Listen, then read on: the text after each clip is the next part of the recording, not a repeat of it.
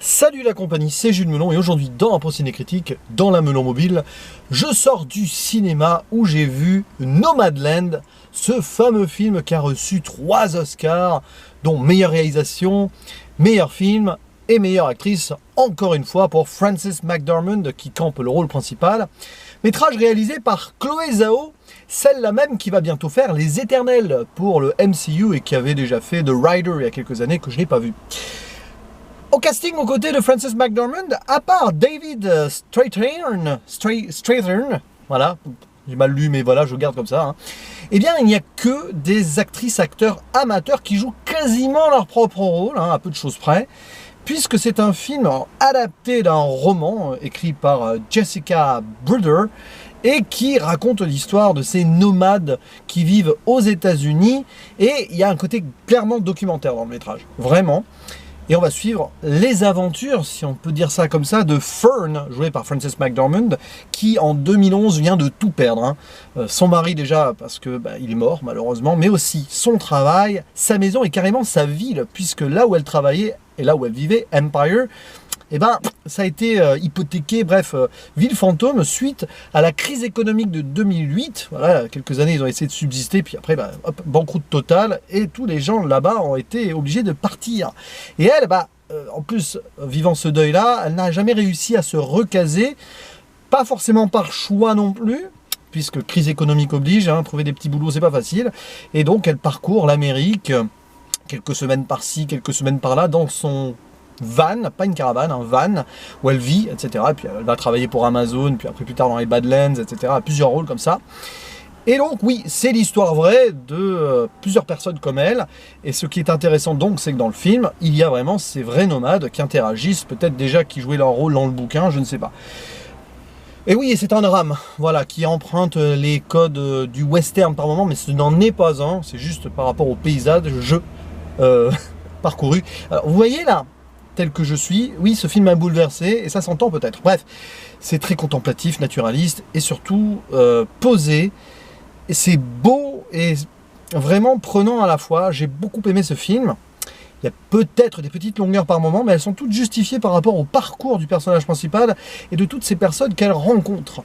Nous avons par exemple donc sa meilleure amie qui s'appelle Linda May, qui est jouée par Linda May, ce n'est pas une blague, elle joue vraiment son rôle. Il y a aussi Swanky qui est jouée par Swanky, donc qui elle aussi joue son vrai rôle. Voilà, des personnes qu'elle voit sur la route, hop, des fois hop, elle les perd de vue puis elle revient, etc.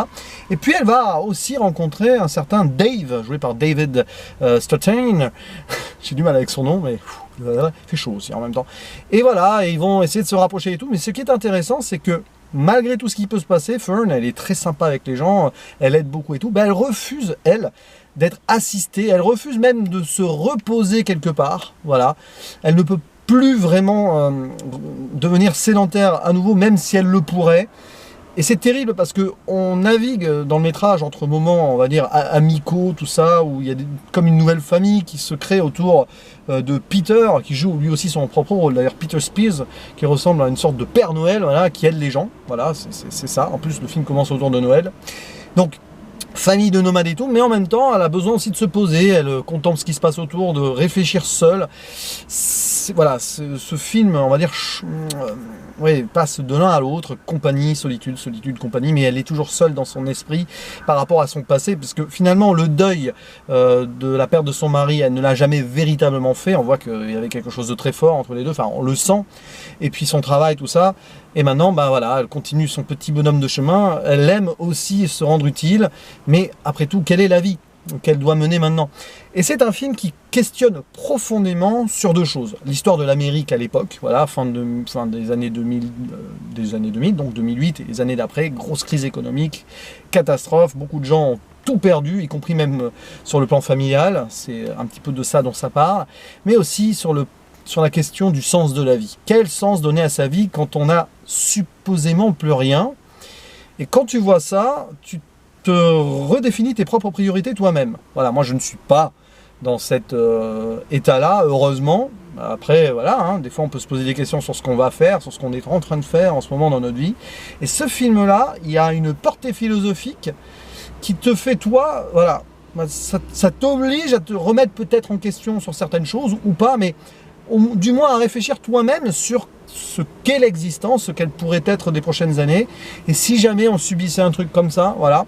Il y a aussi toute une réflexion sur les maladies. Il y a beaucoup de maladies qui sont évoquées dans le film. Hein. Il y a un personnage qui est malade, un autre qui va pas bien à un moment, voilà. Mais, donc tu te dis que de toute façon, ça peut terminer du jour au lendemain, mais finalement, la vie est une route. C'est ça, hein, l'allégorie du métrage, c'est la vie est une route où on peut tomber sur plein de gens, sur plein de choses. Et parfois, c'est génial. Et après, trouver le bon moment pour s'installer, etc. À un moment, on lui propose vraiment de vivre avec, voilà, comme une nouvelle famille, avec des gens, tout ça. Et ouais, c'est un film qui est, on va dire, aigre-doux, doux-amer. Et j'aime beaucoup ce genre de métrages qui prennent leur temps et qui en plus nous permettent de superbes plans naturels, parce que l'Amérique, voilà, les Badlands, beaucoup d'endroits voilà, qui sont traversés et tout, c'est très beau. Que ce soit dans le désert ou près de là où il y a de la neige, à un moment même il y a de la neige dans un désert, enfin voilà, des couchers de soleil avec ce travelling ou ce panoramique qui suit le personnage principal. Alors oui, ça fait presque académique et classique sur le genre, oui ça fait un peu film à Oscar, mais c'est tellement bien fait, c'est tellement juste dans le ton, dans l'interprétation aussi, que bah voilà, moi j'ai été pris au cœur, malgré voilà ce côté déjà vu, entre guillemets, pas forcément sur le thème des nomades, mais dans la construction, et sur le plan, des fois oui, il y a des scènes, on peut se dire voilà, pourquoi pas, après tout, hein, etc., etc. Mais bon, on ne voit pas le temps passer, ça dure presque 2 heures, il ne se passe pas grand chose. Mais moi, j'ai pas vu le temps passer. On peut s'ennuyer devant ce métrage, ce n'a pas été mon cas. Et ben, j'ai été dedans, quoi, tout simplement. Et les actrices, acteurs, bon, évidemment, Frances McDormand est extraordinaire, tout simplement. Je ne sais pas si elle mérite plus ce Oscar-là que les fois où elle les a eu avant. Elle l'a eu avant, pardon, parce que oui, elle est triple Oscarisée maintenant, il me semble. Hein. Enfin bon, là, j'ai pas les trucs sous les yeux, mais il me semble bien. Mais bon, elle est tellement juste, quoi. Voilà, on dirait vraiment qu'elle est comme les autres, qu'elle joue son propre rôle. Alors qu'autour d'elle, il n'y a que des actrices, acteurs qui ne sont pas professionnels, à part David Strathairn, qui est très bien aussi, pas la performance du siècle, mais voilà. Et alors, moi, j'ai été profondément touché par les personnages réels, notamment Swanky. J'en dis pas plus, c'est une dame qui a le bras dans le plâtre et tout, qui collectionne des pierres, et tous les moments avec elle, et puis alors, la caméra de Chloé Zhao capte son visage à chaque moment. C'est fou, quoi. Elle se déballe devant sa caméra, j'imagine que c'est sa presque vraie vie, qu'elle met là, elle se met à nu, et c'est fort, quoi. Là, on a le côté documentaire, et c'est puissant, ce genre de film. Enfin, ce genre de propos dans un film. Moi, j'aime beaucoup ça. Ça mélange un peu fiction et réalité. Et oui, voilà, moi, c'est les vrais gens qu'on voit, et puis cette Amérique un petit peu désabusée, mais qui, voilà, des gens qui continuent à s'amuser, qui sont quand même proches de leur pays, malgré ce qui s'est passé. Voilà, c'est pas un film ultra social non plus, c'est quelque chose d'autre, c'est une contemplation sur la vie et comment vivre malgré tout, malgré qu'on a, voilà, dans des moments comme ça, malgré les pertes innombrables, et même le désespoir qui s'installe, continuer quand même à vivre parce que, bah, sur la route, on finira toujours par se croiser, voilà, c'est ça le message. Et bref, voilà, donc oui, je vais pas aller plus haut que 8 sur 10, mais c'est un coup de cœur ce film, un petit peu comme The Father d'ailleurs. Voilà, le deuxième grand film que je vois depuis la réouverture. Enfin, grand film, voilà, voilà, toute proportion gardée, il faut du recul, là, je viens de le voir et je l'ai vu qu'une fois, donc voilà. Mais n'hésitez pas à dire en commentaire ce que vous en pensez de votre côté. Franchement, moi je dis oui. Mais je vais avoir besoin de quelques heures pour m'en remettre. Allez, il ne me reste plus qu'à vous dire à la prochaine. Ciao.